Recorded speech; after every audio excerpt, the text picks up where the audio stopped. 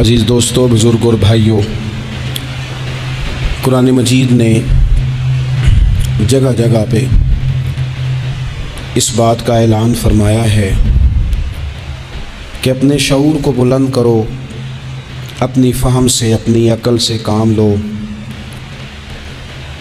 کائنات ارضی اور سماوی میں غور کرو، اللہ کی نشانیوں کو دیکھو، اپنی فہم و فراست کے ساتھ، شعور کے ساتھ دین اسلام کی حسین تعلیمات کو قبول کرو اور ان کے مطابق اپنی زندگی گزارنے کی کوشش کرو۔ سورہ زمر کی آیت نمبر 18 میں نے تلاوت کی ہے۔ اللہ تعالیٰ نے فرمایا کہ الذین یستمعون القول، فرمایا وہ لوگ جو توجہ سے بات سنتے ہیں، کان لگا کے سنتے ہیں، فیتبعون احسنہ، اور پھر بہترین بات کی پیروی کرتے ہیں۔ پہلے تو سنتے غور کے ساتھ ہیں، پھر بہترین بات کی۔ اسلام کے اندر اجر و ثواب دو طرح کا ہے، ایک بہتر ہے، ایک بہترین ہے۔ آپ نے کسی سے قرض لینا ہو تو اس کو مہلت دینا بہتر ہے اور معاف کر دینا بہترین ہے۔ کسی شخص نے آپ کے ساتھ زیادتی کی ہو تو اتنی ہی زیادتی اس کے ساتھ کر لینا جائز ہے، لیکن اسے معاف کر دینا یہ بہترین ہے۔ تو فرمایا وہ پہلے کان لگا کے سنتے ہیں، پھر بہترین بات کی پیروی کرتے ہیں، ان میں سے جو زیادہ اچھی چیز ہے اس کے مطابق عمل کرتے ہیں۔ اولئک الذین ھداھم اللہ، یہی لوگ ہیں جنہیں اللہ نے ہدایت عطا فرمائی ہے۔ وَأُولَئِکَ هُمْ أُولُو الْأَلْبَابِ، اور فرمایا یہ لوگ عقل والے ہیں، یہی ہیں جنہیں اللہ نے ہدایت دی اور یہ صاحبان عقل ہیں۔ ایک دنیا کے اندر عقل وہ ہے جس کا لوگ بہت زیادہ استعمال کرتے ہیں، تو وہ عقل انہیں بعض اوقات گمراہی کی جانب لے جاتی ہے۔ اس عقل کی بات بھی اقبال نے کہی ہے، فرماتے ہیں کہ عقل عیار ہے، 100 بھیس بنا لیتی ہے۔ اس کے لیے عیار کا لفظ کہا، اور دوسرا پہلو دیکھیے عیار کے مقابلے میں لفظ کیا کہا۔ عقل عیار ہے، 100 بھیس بنا لیتی ہے، عشق بیچارہ۔ عقل عیار اور عشق بیچارہ، دیکھیں اس کے مقابلے میں جو جملہ دیا ہے، جو لفظ دیا ہے، یعنی لفظ عیار آپ جب بولتے ہیں عیار بڑا چلاک ہے، بڑا یار ہے، بڑا مکار ہے، تو زاویہ کیا بنتا ہے؟ اور جب آپ بیچارہ بولتے ہیں تو وہ بیچارہ، اب زاویہ دیکھیے کیا کھینچا، کہنے لگے عقل عیار ہے، 100 بھیس بنا لیتی ہے، عشق بیچارہ، نہ ملا ہے، نہ زاہد، نہ حکیم، یہ کچھ بھی نہیں، یہ بیچارہ کچھ بھی نہیں، بیچارہ جو ہوا۔ تو عقل کی طرف تو قرآن و سنت نے توجہ دلائی ہے، لیکن عقل سے مراد ہے فہم ہو، فراست ہو، علم ہو، بردباری ہو، عاجزی ہو، غور فکر کرنے کا مزاج ہو، کسی چیز کو پورے شعور کے ساتھ بندہ قبول کرے۔ آج کل جن چیزوں کو لوگ عقل سمجھتے ہیں نا، وہ عقل نہیں ہے، وہ چالاکی ہے۔ آج کل لوگ عقل مند نہیں ہیں، چالاک ہیں۔ چالاکی اور چیز کا نام ہے، تیز تراری اور چیز کا نام ہے، عقل مند ہونا اور چیز کا نام ہے۔ یہ جو شطرنج کے ہیر پھیر سے لوگ دنیا چلاتے ہیں، یہ عقل مند نہیں ہوتے، یہ چالاک ہوتے ہیں۔ ہمارے ہاں ڈھیر سارے لوگ اپنی زندگی، اپنا گھر، اپنا کاروبار چالاکی سے چلاتے ہیں۔ چالاکیاں لمبی نہیں چلتی، ان کے پول کھل جاتے ہیں۔ تیزیاں لمبی نہیں چلتی، جلدی مکر واضح ہو جاتے ہیں۔ چالاک آدمی کے دوست نہیں ہوتے۔ آپ کسی کے ساتھ سیاست کے ساتھ زندگی گزار رہے ہیں تو وہ بھی آپ کے ساتھ سیاست ہی کر رہا ہے۔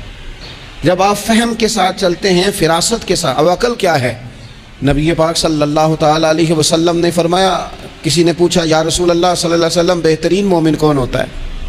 تو نبی پاک علیہ الصلوۃ والسلام نے فرمایا جس کا اخلاق زیادہ اچھا ہو۔ تو یا رسول اللہ عقل مند کون ہوتا ہے؟ تو نبی پاک علیہ السلام نے فرمایا عقل مند وہ ہوتا ہے جو موت کو کثرت سے یاد کرے اور اپنی آخرت کی تیاری کرے. یہ عقل ہے, یہ شعور ہے. لیکن وہ چالاکی کے ساتھ دنیا داری میں بڑا اپنا نام بنا لے, بڑے پیسے جمع کر لے, بڑا جناب گھروندہ تیار کر لے, تو یہ چالاک ہے, عقل مند نہیں. فہم والے بنے, شعور والے بنے, اپنی زندگی فہم کے ساتھ گزاریں. آپ اپنے شعور کی بلندی کی طرف بڑھیں, اپنے بچوں کو تیز نہ کریں, چالاک نہ کریں. ایک درویش سے میری ملاقات ہوئی تو وہ بڑے بھولے بھالے تھے, ان کے بچے بھی بھولے بھالے تھے.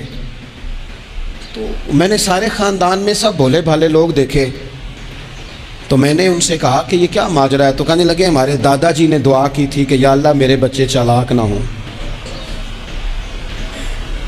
یہ شاطر نہ ہوں, تیزیاں نہ کرنی آتی, یہ بھولے ہوں, درویش ہوں, سادہ ہوں.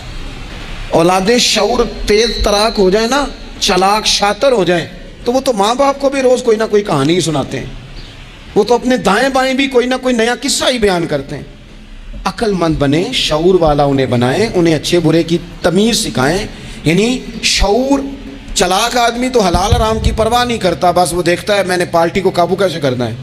لیکن عقل مند وہ ہوتا ہے جو دیکھے کہ یہ میرے لیے جائز ہے کہ ناجائز ہے, محنت سے کام کرے, شعور سے کام کرے, لیکن لقمہ حرام کبھی اپنے گھر داخل نہ ہونے دے. یہ شعور ہے, یہ بلندی ہے. یعنی شعور یہ ہے کہ اسے پتہ چلے کہ یہ حق میرا ہے, یہ میرے بھائی کا ہے, یہ حق میرا ہے, یہ میرے ملازم کا ہے, یہ حق میرا ہے, یہ میرے پڑوسی کا. یہ شعور ہے. اور چالاکی کیا ہے کہ وہ تیزی دکھائے اور سب کا مال ہڑپ کر کے اپنے گھر لے آئے اور کسی کو پتہ بھی نہ چلنا دے. یہ چالاکی ہے. چالاک نہ بنے, باشعور بنے, فہم والے بنے. میرے نبی پاک صلی اللہ تعالیٰ علیہ وسلم پر اللہ تعالیٰ نے جو قرآن مجید کتاب نازل کی, تو 300 کے لگ بھگ آیات قرآن پاک میں ایسی ہیں, جن کا زیادہ مطالعہ ہے وہ زیادہ جمع کر لیں گے.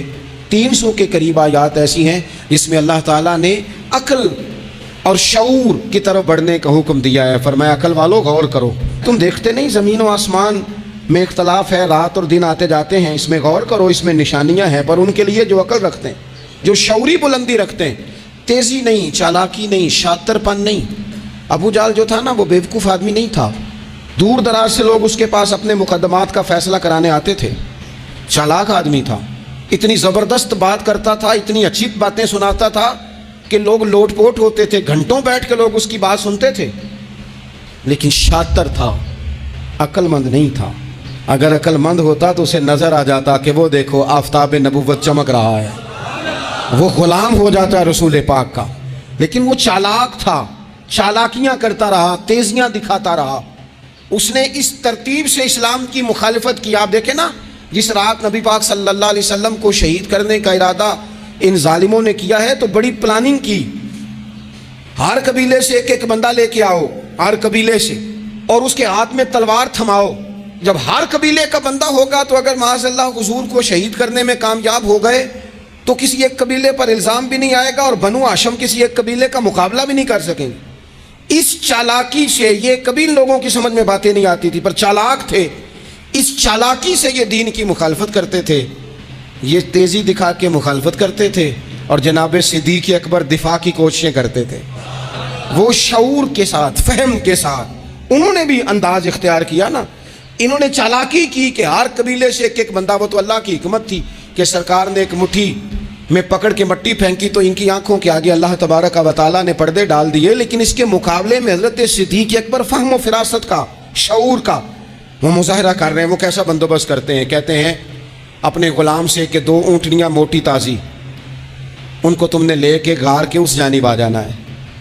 اپنے غلام سے کہتے ہیں کہ تم نے ان اونٹنیوں کو وہاں پہنچانا ہے. بیٹے سے کہتے ہیں سارا دن کام کاج کے سلسلے میں ادھر ادھر جانا اور کافروں کی باتیں سن کے پہنچانا کہ نیا منصوبہ کیا بنا رہے ہیں. اپنی بیٹی سے کہتے ہیں پتر کھانا پکا کے, کل کا باسی نہیں تازہ پکا کے, اور پھر اس کو تیار کر کے, اور بیٹا دن کے اجالے میں نہیں رات کے اندھیرے میں آنا.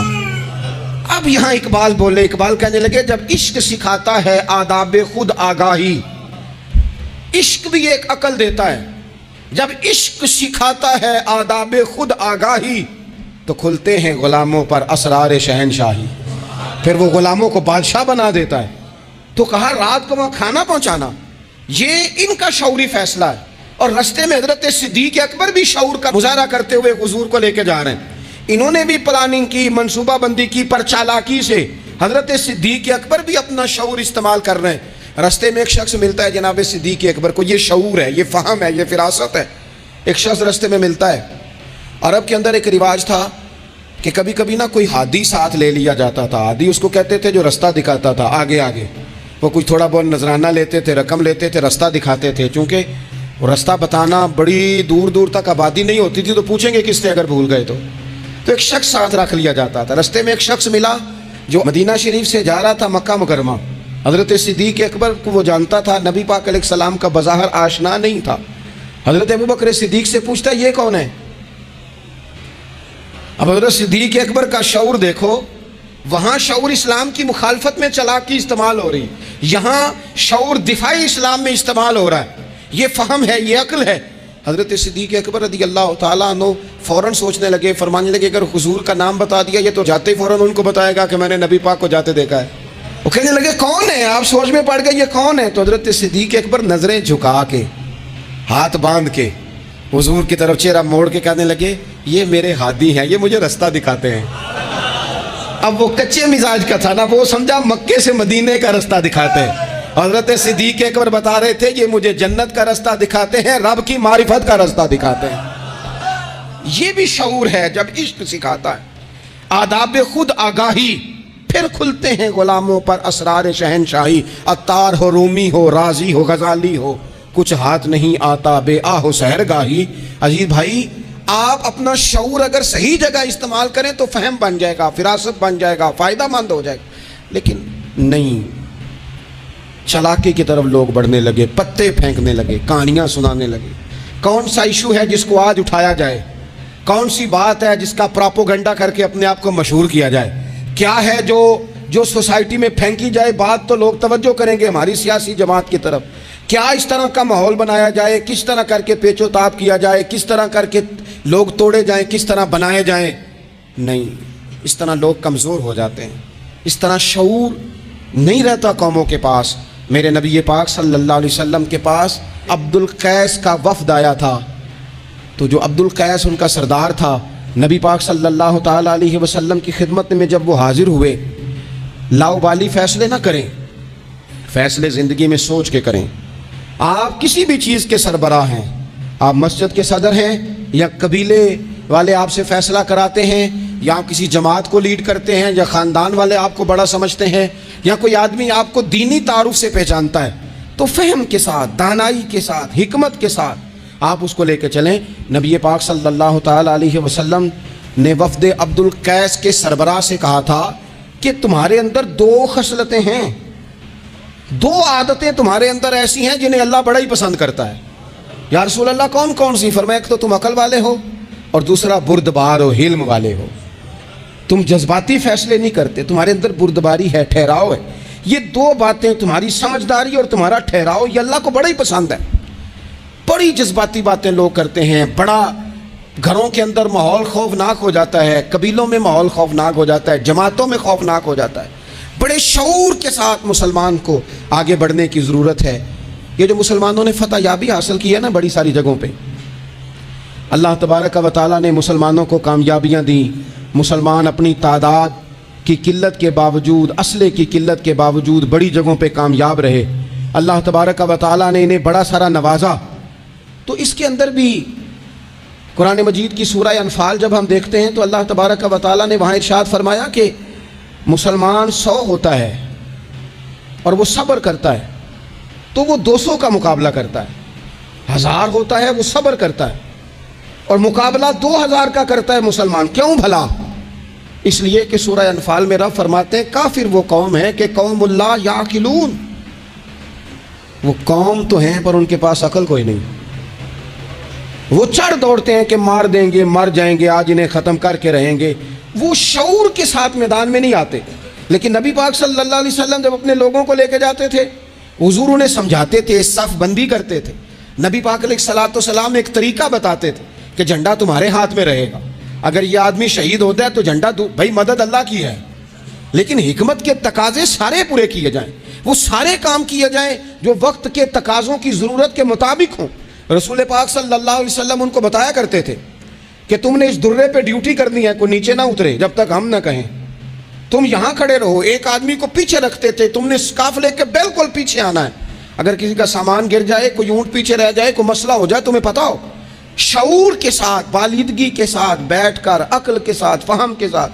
ہمارے پاس بہت سارے لوگ آتے ہیں، بڑی بڑی جذباتی باتیں بتاتے ہیں، اس طرح بھی کر دیں، اس طرح بھی کر لیں، آپ لوگوں کو یہ بھی بتائیں، بڑے بڑے رکے آتے ہیں، بڑی بڑی باتیں سخت لوگ کرنے کا کہتے ہیں، ایسی کی تیسی کر دیں آپ. تو ہمیں پتہ ہے، چلیں تھوڑا سا کتاب و سنت اپنی نظر سے صحیح، تھوڑے علم سے صحیح، پر ہمیں بھی تھوڑا سا پتہ ہے. تو میں بہت سارے دوستوں کو کہا کرتا ہوں کہ او بھائی چلو ٹھیک ہے، سخت بات نہیں کرتے، جلال میں نہیں آتے، پر اس کا یہ مطلب تو نہیں نا کہ ہمیں پتہ نہیں کسی بات کا. وہ بعض سیاسی لوگ آتے ہیں تو آ کے کہتے ہیں جناب حضرت یہ ہو گیا، فلانے نے یہ کر دیا، فلانے نے یہ کر دیا. تو کئی دفعہ ان پر ہنسی آتی ہے کہ ہمیں سمجھانے آئے ہو، ہمیں سمجھانے آئے ہو. بھائی اٹ سٹ تے پکھڑا کوار گندا لسی اور بھی بوٹیاں جاننے ہیں. بات نہ کریں تو بات الگ ہے، اخلاق اجازت نہیں دیتا، بہت ساری باتوں کا جواب دیا نہیں جا سکتا. لیکن آپ کیا سمجھتے ہیں سامنے والا بیوقوف ہے، آپ جو کہیں گے وہ قبول کر لے گا؟ اپنی زندگی میں کبھی بھی جذباتی ہو کر فوراً فیصلہ نہ کریں. کبھی زندگی کے اندر تھوڑا سا چیزوں کو ٹھنڈا کریں، شعور پیدا کریں، آپ فہم پیدا کریں. آپ کوئی ایسا کام کریں جس میں آپ محسوس کریں کہ یہ فیصلہ عقل والا ہے. میرے نبی پاک صلی اللہ تعالی علیہ وسلم بھولے بھالے لوگوں سے بھی پیار کرتے. حضور کے پاس ایک دیوانی بی بی آئی، دیوانی. اس کے علاقے والے کہتے تھے کہ اس کا تو ذہنی توازن ٹھیک نہیں، لیکن اس نے کہا یا رسول اللہ میری بات سنیں، تو حضور نے اس کی بھی بات سنی. نبی پاک پیار کرتے، لیکن آپ کو پتہ ہے کہ رسول پاک صلی اللہ تعالی علیہ وسلم نے ایک بہت بات بھی ارشاد فرمائی ہے جو صحیح مسلم میں موجود ہے، سنن ابو داؤد شریف میں موجود ہے. حضور جب نماز کی صفیں بناتے نا تو فرماتے میرے قریب قریب وہ لوگ کھڑے ہوا کرو جو عقل مند ہو، جو شعور والے لوگ ہو وہ میرے قریب قریب رہا کرو، باشعور لوگ. اور پھر فرمایا جو ان سے زیادہ شعور رکھتے ہیں وہ تھوڑے پیچھے، جو ان سے کم شعور رکھتے ہیں وہ اس سے پیچھے، جو اس سے کم شعور رکھتے میرے قریب شعور والے لوگ ہوں. یعنی محبوب سب کے نبی ہیں، لیکن حضور اپنے قریب ان لوگوں کو بٹھاتے جن کا فہم مضبوط ہوتا. اسی لیے حضرت مولا علی شیر خدا رضی اللہ تعالیٰ عنہ فرمایا کرتے تھے وہ بندہ دنیا میں کبھی نہیں ٹوٹتا جس کے مشیر اچھے ہوں.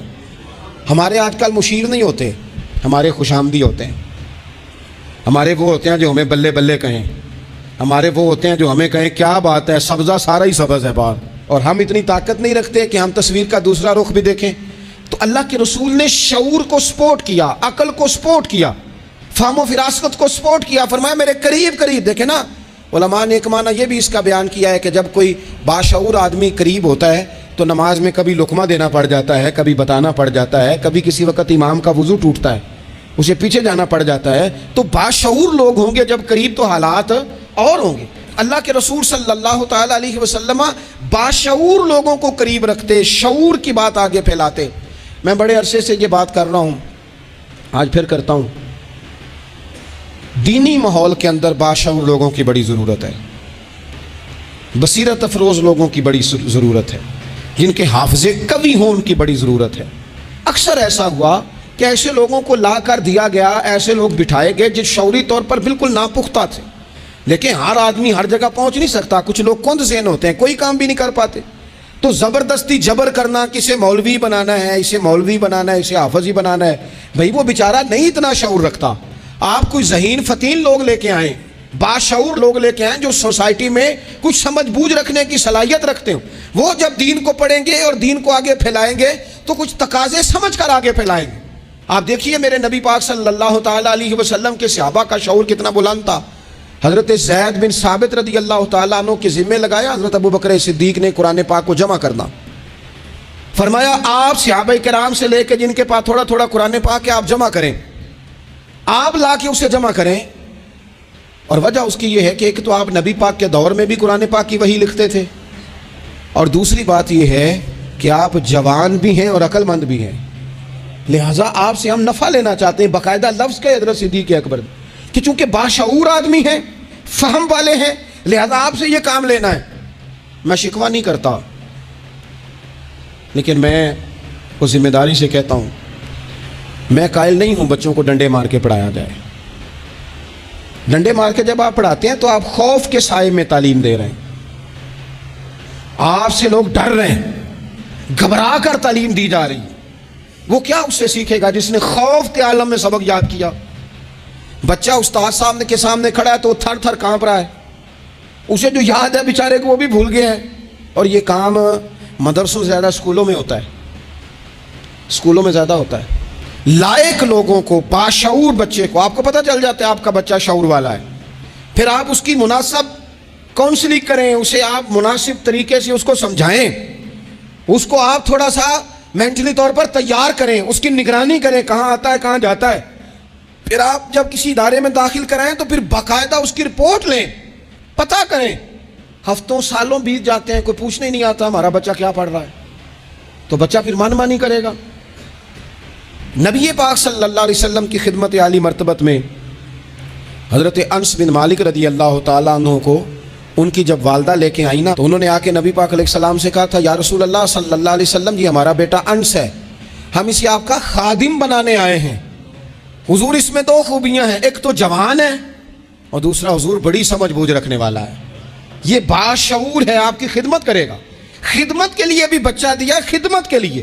حضرت انس بن مالک حضور کی خدمت کرتے رہے، ڈیوٹی کرتے تھے، وہ نبی پاک کے گھر میں چھوٹے تھے، کام کاج کرتے تھے، حضور کسی کو بلانے بھیج دیتے، ازواج مطہرات کوئی کام کر دیتی، فرماتے میں آیا تو تھا خدمت کرنے، لیکن باشعور تھا، فہم والا تھا، کام بھی کرتا رہتا اور مدینے والے کی حدیثیں بھی یاد کرتا رہتا۔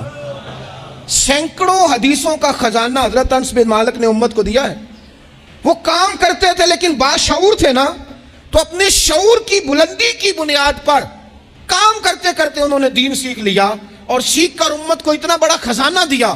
لیکن اگر آپ جاہل آدمی لے آئیں، وہ جھڈ آدمی لے آئیں جس کا ذہن بالکل بند ہے، اس کو آپ لا کے بٹھا دیں تو سند کئی دفعہ مل ہی جاتی ہے۔ اعلیٰ حضرت بریلوی سے کسی نے کہا تھا عالم کے لیے سند ضروری ہے، فرمایا نہیں، عالم کے لیے علم ضروری ہے۔ فرمانے لگے سند یافتہ تو جاہل بھی کئی دیکھے۔ تو باشعور بنے اپنی زندگی میں، علم کے ساتھ، بردباری کے ساتھ، معاملہ فہمی کے ساتھ اپنی زندگی میں آگے بڑھیں، جذباتی فیصلے نہ کریں، جلدی سے ایموشنل نہ ہو جائیں۔ کوئی شخص آپ کو کسی جگہ آ کے فٹافٹ گڑبڑ کرنے کی کوشش کرے تو بڑی جلدی اس بندے کے بہکاوے میں نہ آئیں۔ کوئی کسی کے بارے میں خبر بریک کرے تو فٹافٹ اس خبر کا شکار نہ ہو۔ کوئی سیاسی آدمی آپ کو سبز باغ دکھانا شروع کرے تو تھوڑا سا شعور ہو آپ کے اندر، تھوڑا سا فہم ہو۔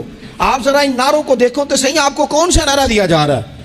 میں ہمیشہ یہ کہتا ہوں دوستوں سے کہ آپ ہمیشہ سے انہی نعروں پر آپ ووٹ دیتے جا رہے ہیں، انہی چیزوں پر آپ ووٹ دیتے جا رہے ہیں، انہی باتوں پر۔ زمانہ کہاں چلا گیا، دور college, university, science, technology, computer, دنیا کہاں نکل گئی، اور آج بھی آپ کو کہا جاتا ہے کہ مجھے ووٹ دو، میں سڑک پکی کرا دوں گا۔ آپ کم از کم اتنا تو کہیں کہ یار ہم اس گلی کے اندر 20 گھر رہتے ہیں تو ہم تھوڑے تھوڑے پیسے ڈال کے گلی خود پکی کرا دیں گے، آپ ہمیں قانون کی بالادستی جو ہے وہ معاشرے کے اندر پکی کر کے دیں۔ آپ ہمیں یہ بتائیں کہ یونیورسٹیاں کتنی بنائیں، آپ ہمیں یہ بتائیں کہ ہسپتالوں میں نظام کس طرح کا ہے، صحت اور تعلیم میں معیار ہمارا کیا ہے۔ ابھی تک وہی معاملہ، یعنی میں نے یہاں تک دیکھا ہے، آپ نے ناراض نہیں ہونا، یہاں تک دیکھا ہے کہ میں قبرستان کے لیے جگہ لے دیتا ہوں، مجھے ووٹ دے دو۔ چھوڑ دو یار یہ کام، اگر ہمیں جینے کے لیے جگہ ملے گی تو مر جانے کے بعد کے لیے بھی ملے گی۔ اس سے تھوڑا باہر اٹھ کے سوچو، کیا کن چکروں میں ہم پڑ گئے۔ اپنی زندگی بالیدگی والی، پختگی والی بنائیں۔ آپ جب شعوری طور پر پختہ ہو جائیں گے پھر اللہ تعالیٰ آپ سے بہتر فیصلے کرائے گا، پھر آپ آگے بڑھیں گے۔ آپ اور میں، ہماری آنے والی نسل تیز تو ہو رہی ہے، باشعور نہیں ہو رہی۔ ان کے اندر پیسے کمانے کی مشین بننے کا جذبہ تو ہے لیکن تعمیر شخصیت کا کوئی کمال نہیں۔ لوگ غرض مند تو بہت زیادہ ہیں، درد مند نہیں۔ لوگوں کی طبیعتوں کے اندر اپنا گھر پکا کرنے کا تو شعور ہے لیکن ذہن پکا کرنے کا شعور نہیں۔ اس کا نقصان یہ ہو رہا ہے کہ بڑی بڑی کوٹھیوں سے نفسیاتی مریض نکل رہے ہیں۔ بڑے بڑے مالدار لوگ ایسے ہیں کہ جن کے پاس چونکہ سارا دن جھوٹ بول کے گزارا ہے، سارا دن شو کرنے کا شوق ہے، سارا کچھ دکھانے کا شوق ہے، ان کے پاس سارا کچھ تو موجود ہے لیکن قرار کی نیند نہیں، مسلح کا ذوق نہیں۔ میں اکثر کہتا ہوں کم سونا ہی بیماری نہیں، زیادہ سونا بھی بیماری ہے۔ کم کھانا ہی تکلیف کا باعث نہیں، زیادہ کھانا بھی بڑی آزمائش کا باعث۔ اور میرے بھائی اقبال جیسے لوگ رو پڑے، کہنے لگے बेवकूफ़ होना ही मसला नहीं, ज़्यादा चालाक होना भी बड़ा ही मसला है। रो के कहने लगे अकल की गुत्थियाँ सुलझा चुका हूँ, खिरद की गुत्थियाँ सुलझा चुका हूँ, या रब मुझे साहिबे जुनू कर दे, या अल्लाह मुझे कोई ज़ौक़ भी दे दे, कोई मेरे अंदर दर्द भी पैदा कर दे, कोई मुझे मोहब्बत भी दे दे। अकल ही अकल रह गई। मेरे भाई, बाशऊर, हलीमी, बुर्दबारी, ठहराओ, मिजाजों के अंदर करार। जल्दी है हमारे बच्चों को, जल्दी है इन्हें आगे बढ़ने की। ये चोर दरवाजे ढूंढते हैं, ये अभी पूरी तरह बोलना नहीं आता तो ये अपने पेज बनाना चाहते हैं, ये अपने चैनल कायम करना चाहते हैं। हर बंदा है जो कहता है मेरी सुन के जियो, मेरी मर्जी के मुताबिक अपने मामलात को तरतीब दो, मैं जिस तरह कहता हूँ वो बहुत ज़्यादा हम है। थोड़ा सा गौर करें, थोड़ा सा ज़िंदगी के अंदर अपनी फ़हम से काम लें, थोड़ी फिरासत आगे की तरफ लेके जाएं। मेरे रसूल पाक अलैहिस्सलाम ने फरमाया जिससे अल्लाह भलाई का इरादा करता है उसे दीन की समझ अता फरमा देता है, उसे समझ अता करता है अल्लाह ताला दीन की। हज़रत सैयदना अहमद बिन अबी आसम अंताकी रहमतुल्लाह अलैह फरमाते हैं कि अगर तू देखना चाहे ना कि तू अक्लमंद है कि नहीं, तो फरमाते हैं फिर भी मैं तुम्हें एक नुस्खा देता हूँ। वो क्या? फरमाने लगे अगर तू जी शऊर है ना, फिर तू रब की नेमतों को पहचान लेगा और फिर तेरा ज़्यादा वक़्त शुक्र पे गुजरेगा, शिकवे पे नहीं गुजरेगा। ये ज़्यादा लोग बेचैन क्यों हैं? मैं रात दोस्तों को कह रहा था, ज़्यादा लोग इसलिए बेचैन हैं कि ज़िंदगी शिकवों से भरी हुई है, ख्वाहिशात से भरी हुई है, कुछ ना कुछ रोज़ नया चाहिए, उसने बेचैन कर दिया है। और अगर ज़िंदगी शुक्र वाली हो ना, शुक्र वाला बंदा अपने आप को खुश नसीब समझने लग जाता है। वो कहता है ये नेमत भी है अल्लाह का शुक्र है, ये नेमत भी है अल्लाह का शुक्र है, ये नेमत भी है अल्लाह का शुक्र है। तो शुक्र वाला बंदा अपने आप को खुश नसीब समझने लगता है, उसके दिल में राहत पैदा होने लग जाती है, उसे तसल्ली होने लग जाती है, वो करार में आने लग जाता है। और जो ख्वाहिशात, बिखरी हुई ख्वाहिशात, बिखरे हुए जज्बात, ये भी चाहिए, वो रह गया, ये नहीं मिला, वो नहीं मिला, हमें हर चीज़ मनपसंद चाहिए, बंदा परेशान हो जाता है। अल्लाह तबारक व तआला मुझे और आपको अमल की तौफीक अता फरमाए।